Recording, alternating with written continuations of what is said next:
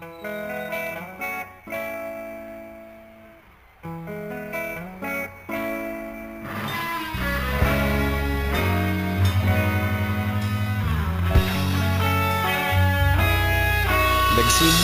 ang lahat sa eskwela, nagsama-samang 12 sa kalokohan at sa tuksuhan, hindi maawat sa isa't isa. Madalas ang standby sa cafeteria, isang barkada na kay saya. Laging may hawak-hawak na gitara, konting udyok lamang kakanta na. Kay simple lamang ng buhay nun, walang mabibigat na suliranin. Problema lamang laging kulang ang datong. Sana napunta ang panahon? Sana nga ba?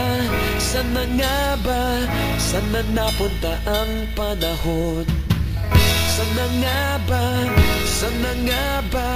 Sana napunta ang panahon? Sa unang ligaw kayo'y magkasama, magkasabwat sa pambobola. Walang sikreto kayong tinatago, okay sarap ng samahang barkada. Nagkawatakan na sa kolehiyo, kanya-kanya na ang nilakaran. Kahit minsanan na lang kung magkita, pagkakaibigay hindi nawala. At kung saan na napadpad ang ilan, sa dating eskwela meron ding naiwan.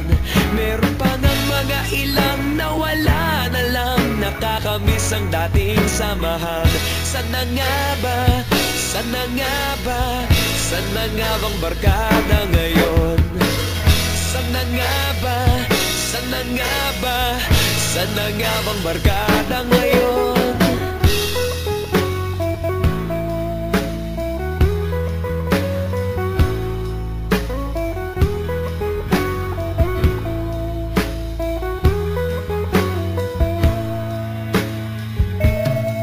Ilang taon din ang nakalipas, wala pa sa aming tatay na nagsusumikap upang yumaman at guminhawang kinabukasan.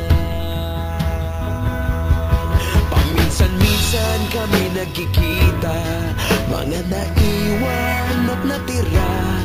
At gaya nung araw namin sa eskwela, pag magkasama'y nagwawala. Napakahirap malimutan ang saya ng aming samahan.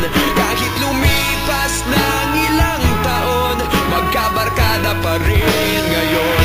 Magkaibigan, magkaibigan, magkaibigan pa rin ngayon.